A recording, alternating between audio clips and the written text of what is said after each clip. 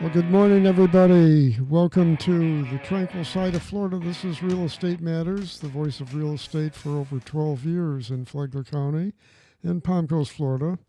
I'm Toby Tobin. I'm the publisher of real estate news website, gotoby.com. I'm also a Florida licensed realtor with Grand Living Realty. And I've got co-host Anne Maria Long in the studio with me today. She's with the Flagler Home Builders Association, which also sponsors our show, as does the Hammock Community Church, the little church in the woods over on A1A, about a mile and a half north of the toll bridge. We don't have any guests again today.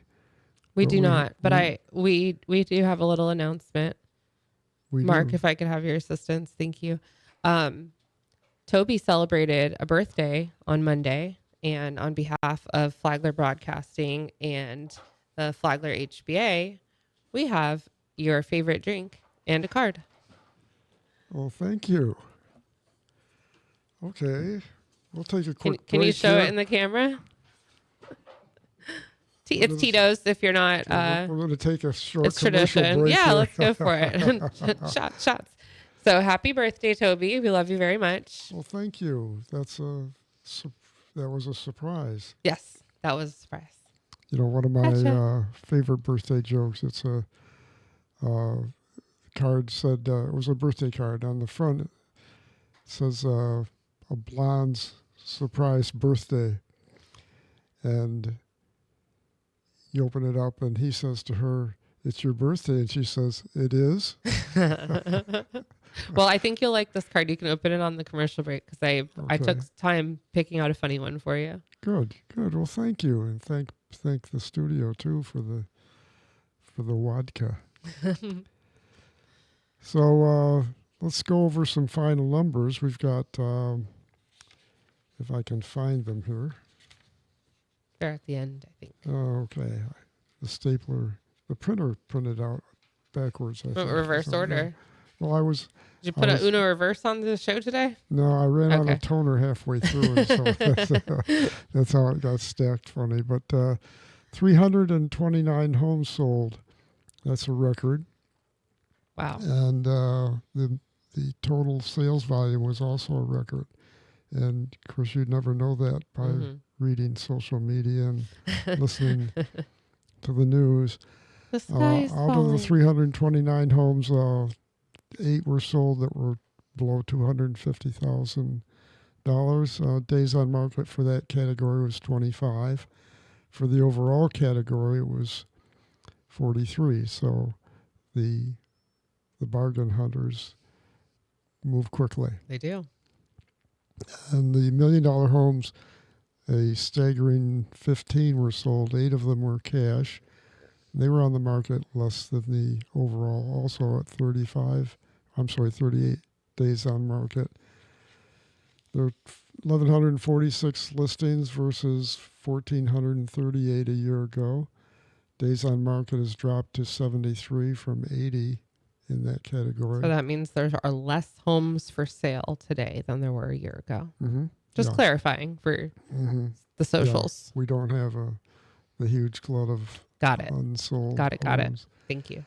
And pending sales are above where they were a year ago. 343 pending homes or homes that are under contract versus 294 a year ago. So of the homes that are listed, more of them actually are being sold. They're not sitting available for a super long time. That's awesome. And that gets down to the Gindex, which is the ratio between listing and pending, named after Bobby Ginn. It's 3.34 versus 4.89 a year ago. The median price of pending homes is $379,990. So let's round it up to $380. I think that's all right. And if you take 96, 97, 98% of that, it gives you a good feel for what the closing prices are going to be over the next month or two. So home sales are up. July set a record in both homes sold and total sales volume, as I mentioned.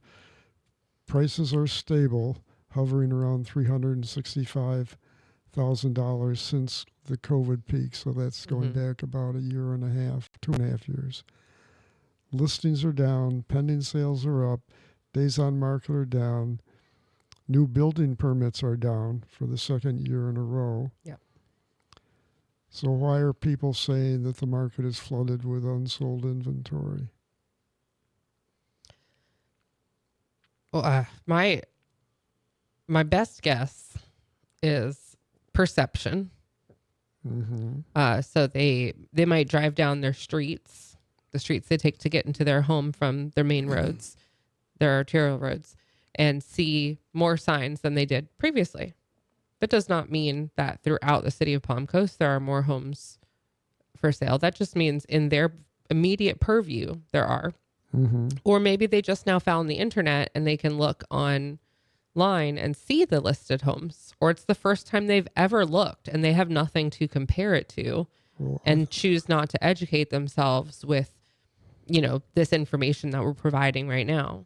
I think you can blame it on artificial intelligence because obviously their intelligence is artificial. That too. And in terms of artificial intelligence and using AI and ChatGPT and Claude and all of that, I love all of those agents. However, grain of salt.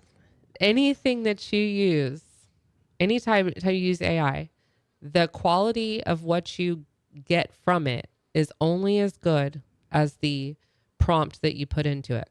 And it is also, it's tainted by your prompt.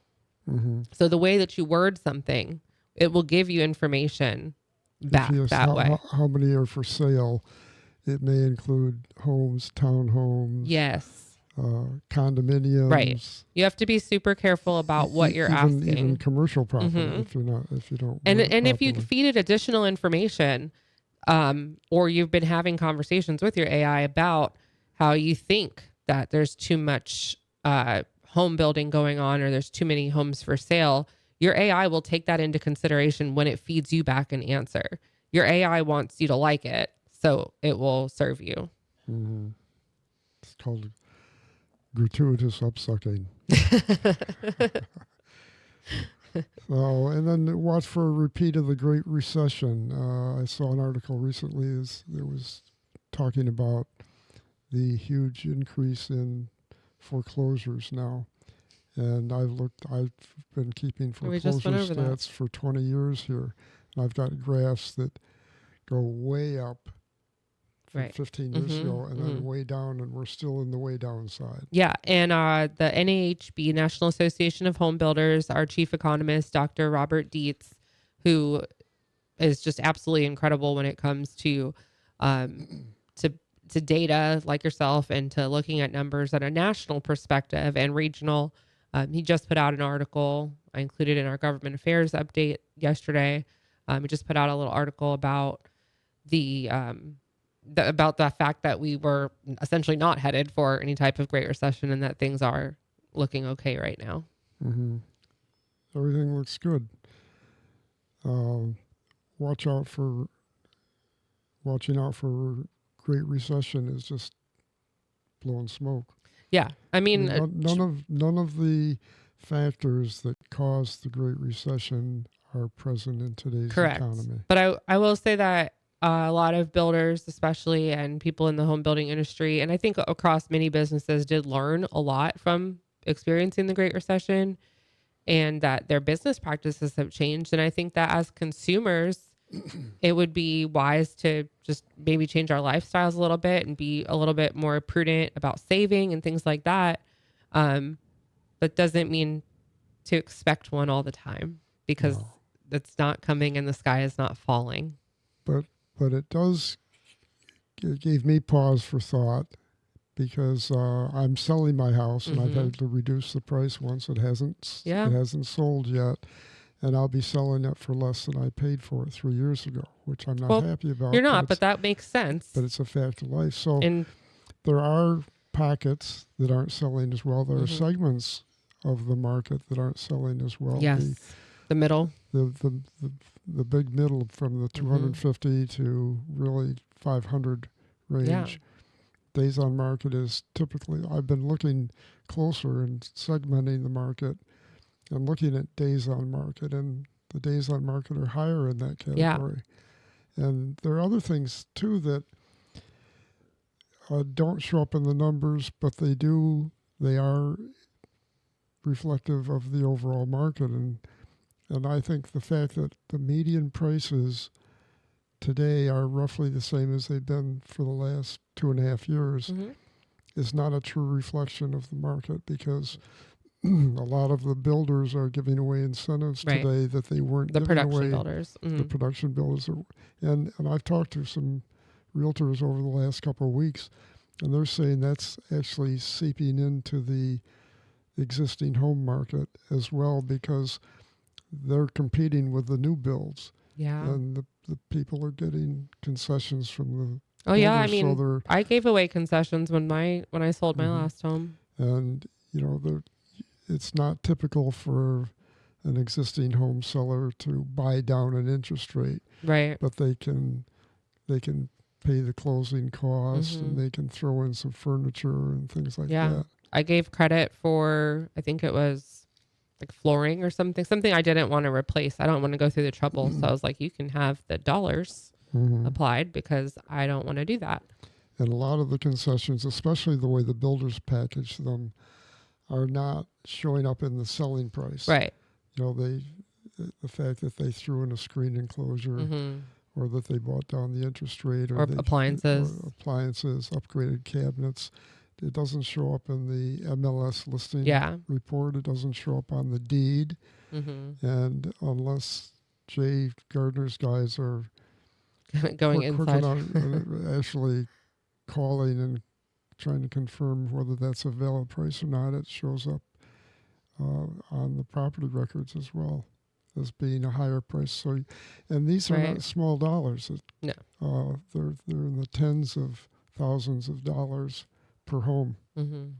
So in that sense, the market probably is somewhat off, although all the other indications tell us that the underlying demand is still there. Yeah, it does make sense that the middle of the market is the one that's kind of struggling. As we know that middle-class Americans, I mean, this is somewhat anecdotal because I don't have the data in front of me, but I think we've all read articles and seen data that shows that middle-class Americans kind of have it pretty bad in terms of, let me rephrase that. I don't want to say pretty bad. Affordability is affecting them more. Yeah, because you make too much to get assistance, but you don't make enough to actually do anything. You are still living paycheck to paycheck. Right. So you're right in that middle. Birthday to birthday. I'm gonna have to wait another year to get another bottle of liquor. Well, we'll make sure you get one before that. I'm putting up with me. You should deserve you one at least once a month. So one of the other topics we've touched on and off over the years is associations or deed restricted communities. And some years ago, I wrote an article about it, and I don't remember the total title of the article, but it was, the end of the title was, "Are we going to have enough lawyers?" I think if you were in law practice, getting into a specialty of association law would be a good thing to do. Noted. Let's talk about that right after we take this quick break. Don't go away, folks. We'll be right back.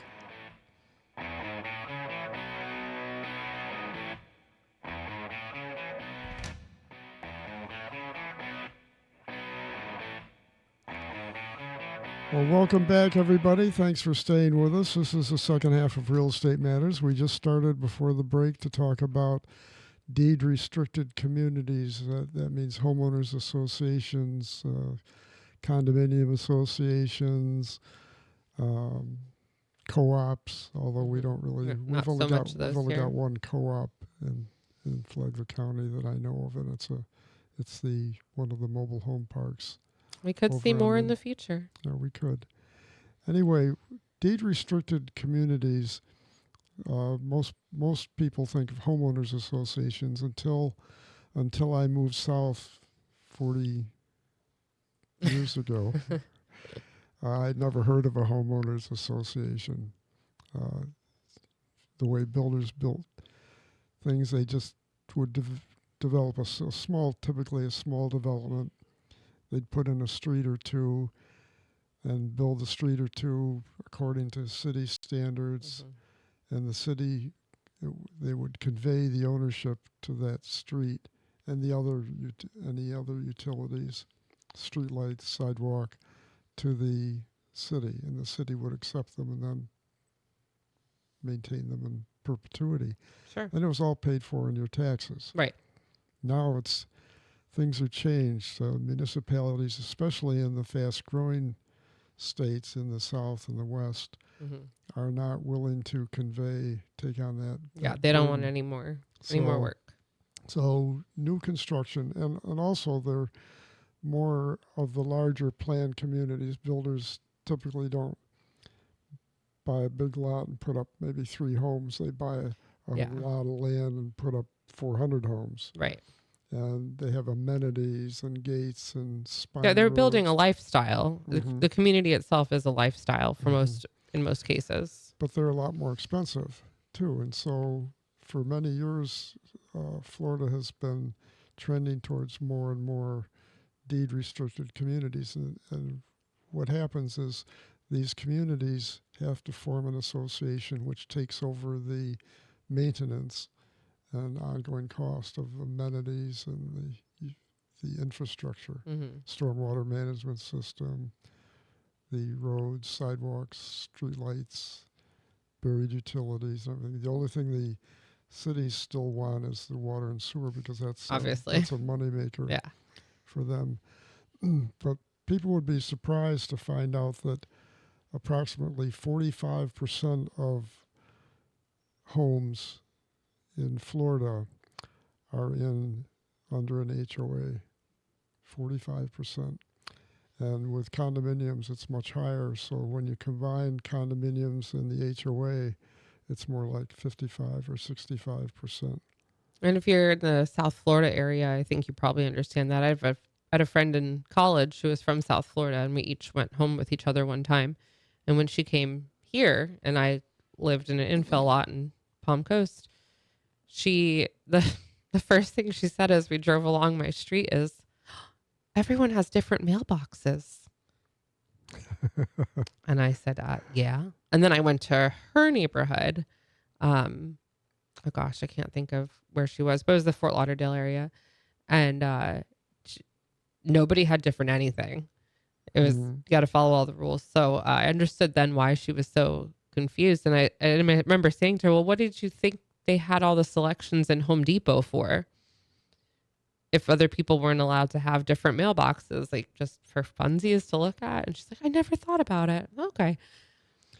It blew her away that we could have different mailboxes. And which is funny because here we all, have our complaints about what color house we can have, which that's been recently improved. So thank you, City Council. But mailboxes. Palm Coast is unique because actually I found a place on their website where they stated that Palm Coast is a deed restricted community. Yeah, I didn't want to throw a curveball, but aren't we a deed restricted community? We are, but it was Palm Coast was 20 years old before the major portion of it was incorporated into a city in 1999, December 1999. But before that, it was it was the deed restricted. Before that, it was it still is, because the restrictions on color, for instance, and architectural, that was based on the original IT&T plan, where it was considered. So why is all the governance in a city council and not in because that was part of the incorporation agreement. They assumed the responsibility and liability that the homeowners collectively had. There's still some little small homeowner associations within the city. Yes, I know there's a few little inside of like the W section. I know there's one in the R section that have some very small communities. So I guess the idea is then that you elect your city council person and they are there to vote and represent your interests. Mm-hmm. Yeah, but that is the idea. I'm forming a theory now that the article that I wrote several years ago about will we have enough lawyers. I've been on condo boards. I've been on homeowners association boards. I'm on a community development district supervisory board. I sit on one right now. And it's complicated. Mm-hmm. And it adds another layer of governance or government. Our favorite. You know, and if you think that's a good idea, it's a free I'm country. the government and I'm here to help. Yeah, I'm from up north. I'm here to show you how to make grits. But there's a lot of blowback in association life by certain people. Not everybody loves associations. Some people do. Yeah, when you've got a good association board, they can make living in an HOA really wonderful. Mm-hmm. When you've got some bad bad board members, they can make it miserable. Well, that's why I said, will we have enough lawyers? Because I mean, I might have helped some people have a coup to get a better board once. Mm-hmm. It was effective. They're very happy now, but it was bad for a long time. Yeah, and I played that role working with the developers, sitting on a board as a developer chair. So the CDD is that's a community development district, and that's pre-HOA. No, well, they Hammock Dunes, for instance, is a CDD. Okay, so let's go through the differences then. All the differences. How they work. I lived in Grand Haven for 11 years, and I was on the Master Homeowners Association board, and people would ask me, what's the difference between the CDD, which is really a financing tool more than anything for the developer, but where does the CDD end and the HOA picks up? And I said, it's your property line.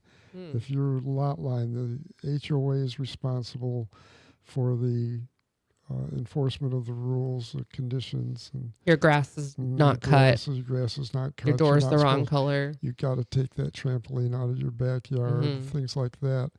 And the Architectural Review Board and the CDD is responsible for all the common area, the retention ponds, the streets, any pools or things like that, roadways, any a curb that gets destroyed, and also typically the amenities.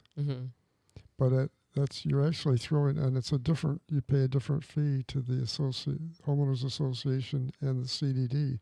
So you actually take where you already have federal, state, local government. Now you throw in a CDD and an HOA or condominium. And then you have outside management for each of those. Well, the problem, one of the biggest problems with HOAs is getting talented people that want to run for the positions. Yeah, that are willing. I mean, that's the problem with all elected positions. You have to be talented and capable and also willing to take all the crap that comes with it. Yeah, and those people are hard to find. And sometimes you have things like you'll have a board with 5 members and they struggle to find 5 people to run, but they have typically 2-year terms. So you have 1 year you're electing 3 and 1 year you're electing 2. And the year you're electing 3, that could be a total amount to a turnover of the majority. Yeah. With all new people. Right. And people run for reasons, I call them single issue candidates. Just they don't like the color of the clubhouse. Politics. They don't like the color of the clubhouse, so they run to get that changed. But they don't vote for me and your clubhouse will be gray. Well, we're running out of time. You want to wrap it up? Video podcasts of Real Estate Matters are available on gotoby.com. Click on podcasts on the top navigation bar. Show notes are included so you can see what we did not get to on the show. Also on gotoby.com, the Flagler County interactive map of residential developments and subdivisions, updated regularly and currently viewed more than 11,000 times.